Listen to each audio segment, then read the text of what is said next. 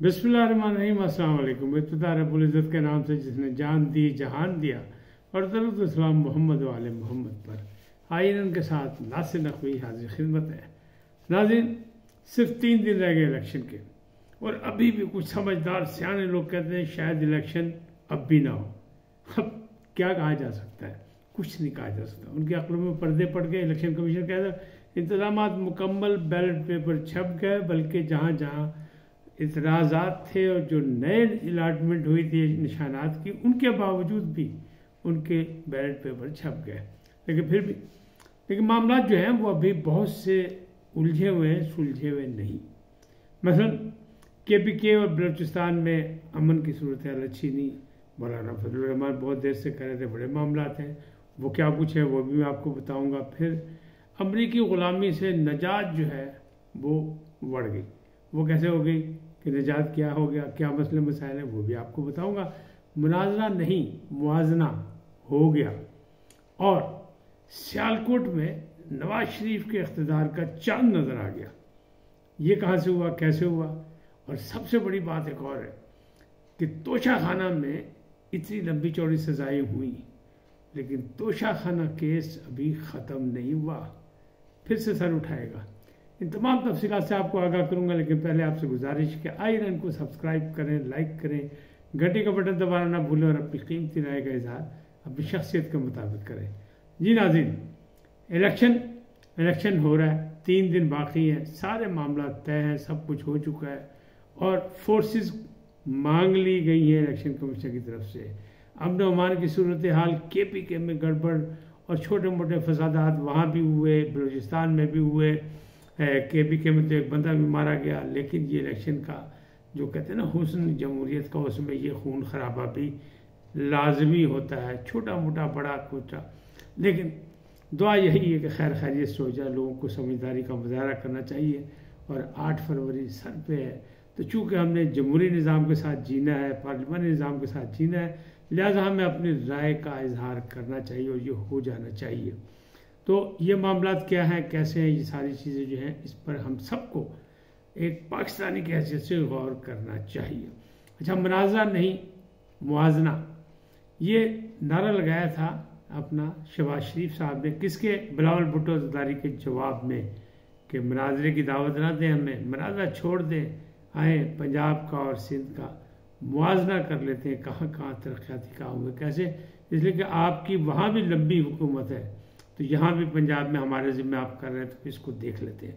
तो गुज़श्ता रोज़ जो बारिश हुई कराची में और फिर वहाँ जो सीवरेज सिस्टम ख़राब हुआ और घुटनों घुटनों पानी रहा और लोगों की गाड़ियाँ बंद हो गई, सब कुछ मसले मसाइल, तो शहबाज शरीफ ने आज बाकायदा बड़क मार के जवाब दे दी कि भुट्टो साहब यानी बिलावल भुट्टो साहब गौर कर ले, मुआजना हो गया, सारा कुछ ताड़ा मुनाजरा जरा सी वो बढ़ गया, ख़त्म हो गया। तो ये देख लें फ़र्क कितना है। अच्छा, बहरहाल ये तो सियासी सी बात है। कराची में पानी कई सालों से बढ़ता है और कई हुकूमतें आती जाती भी रही हैं, सूबाई बल्दियाती हुकूमतें भी वहाँ रही, सब कुछ है। लेकिन पीपल्स पार्टी की हुकूमत है, लिहाजा पीपल्स पार्टी पे ये मुद्दा पड़ता है कि कराची की देखभाल उस अंदाज में नहीं हुई जिस अंदाज में होनी चाहिए। कराची के लोगों को बहुत से उनसे गिले शिकवे हैं और MKM इसीलिए फिर से मजबूत हुई है और अब मुकाबला करने के लिए तैयार बैठी है। अच्छा, KPK में अमन आमा का मसला, वो मौलाना फजलुर रहमान पहले दिन से शोर मचा रहे। वो तो कहते हैं मुलतवी करते इलेक्शन, सर्दी भी बहुत है और मामलात भी ख़राब है कि हम इलेक्शन मुहिम नहीं चला सकते। बलूचिस्तान के मामलात भी कुछ इसी तरह लग रहे थे, क्योंकि दूर दराज वहाँ इलाके ज़्यादा है, आबादी कम है, तो वहाँ के मामला। लेकिन इलेक्शन कमीशन भी कहता है और सिपा सलार भी कहते हैं कि पूरी सपोर्ट की जाएगी, फोर्सेस दे दी गई है और इलेक्शन की मुकम्मल तैयारी है। मुकम्मल बैलेट पेपर की प्रिंटिंग हो चुकी है, बल्कि जहाँ जहाँ अदालतों ने फैसले किए वहाँ दोबारा बैलेट पेपर भी प्रिंट हो चुके हैं और 2018 के मुकाबले में तादाद बहुत ज़्यादा है। यानी क्यों मरदमशुमारी नहीं हुई, हल्के में नए बदले, तो वोटों की तादाद बढ़ गई है। तो बहरहाल इस तरह बैलेट पेपर की तादाद भी बढ़ गई है। तो ये 2 बातें हो गई। अच्छा, तीसरी बात जो है वो है कि सियालकोट में नवाज हुकूमत का इख्तिदार का चांद नज़र आ गया। ये कैसे नज़र है? तो सियासी मौलाना अल्लामा ख्वाजा आसिफ ने ऐलान किया कि जनाब नवाज शरीफ वज़ीर आज़म बन रहे 4थी बार, उनकी जीत तो हो चुकी है, सिर्फ ऐलान बाकी है यानी एडवांस ही उन्होंने ऐलान कर दिया 8 फरवरी से पहले ही 4 दिन पहले 3 दिन पहले उन्होंने ऐलान कर दिया कि जनाब नवाज शरीफ जीत गए, उनकी हुकूमत बनने वाली है, सिर्फ ऐलान बाकी है।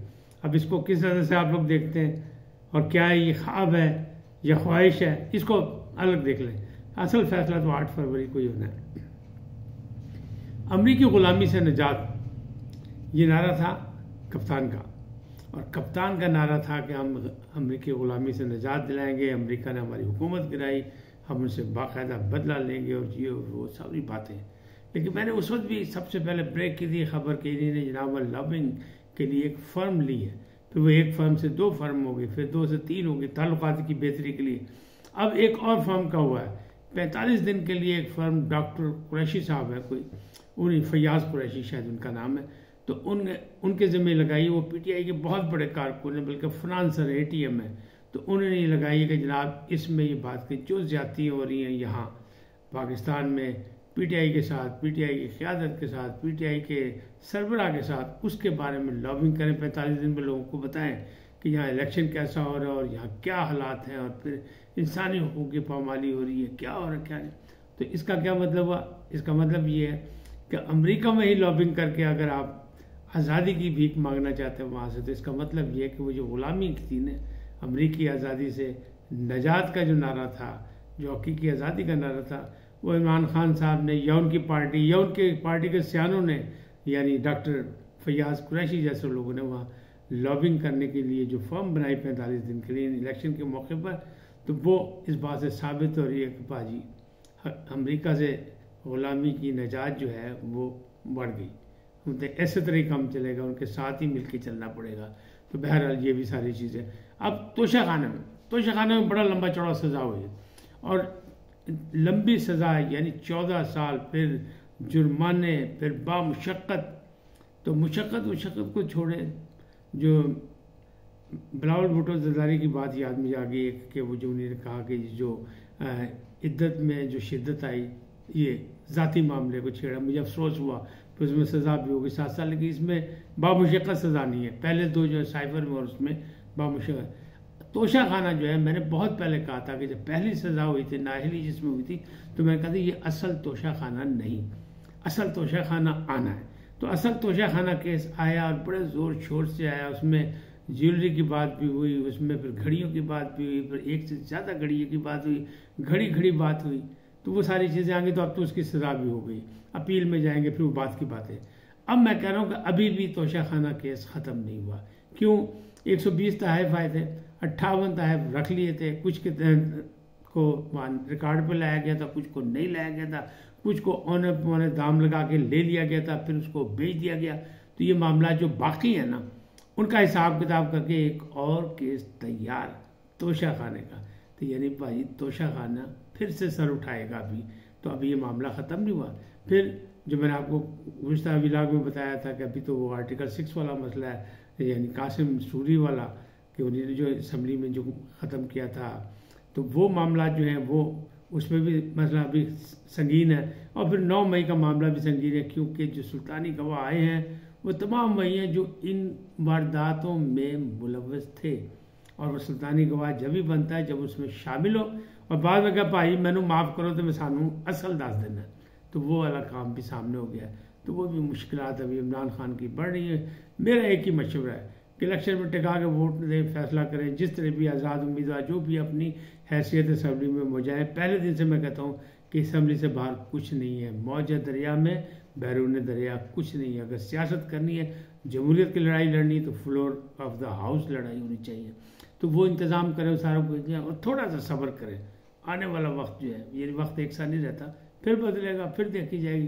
लेकिन उनते भाजी हाथ हो गया, मंजी पिछले अंदर हो गई। तो आज इतने फिर मिलेंगे नए मौजू के साथ। जाते जाते आपसे गुजारिश कि चैनल को सब्सक्राइब करें, लाइक करें, और घंटे का बटन दबाना न भूलें, बल्कि अपनी कीमती राय का इज़हार अपनी शख्सियत के मुताबिक करें। सदा सलामत रहें।